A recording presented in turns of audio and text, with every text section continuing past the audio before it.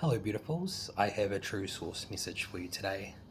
A lot of people right now are realizing that what they thought was freedom was never freedom at all. It was bondage dressed up as familiarity.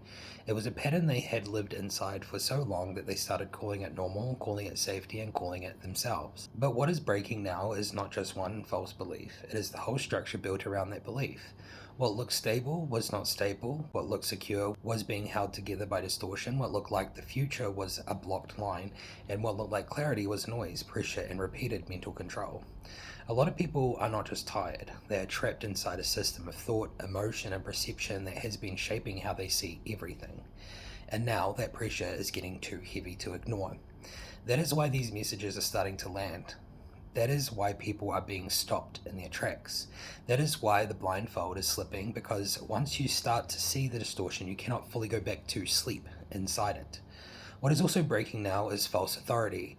The voices that once sounded strong, certain, and in control are losing their hold.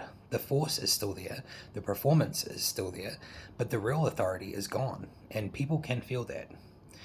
The message layer is also breaking down. There is so much noise now, so much projection, so much shallow observation, false commentary, and reactive speech. A lot of people are hearing words everywhere, but they're hearing little truth. That is why discernment matters now more than ever. Not everything that looks bright is true, not everything that feels familiar is safe, and not everything that promises comfort is coming from a clean line.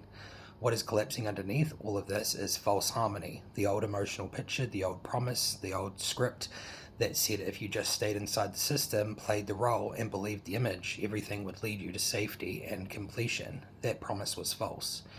That is what people are starting to feel now. Not just that something is wrong, but that the ending they were heading towards was never real in the first place. So if this message finds you, then let it be clear.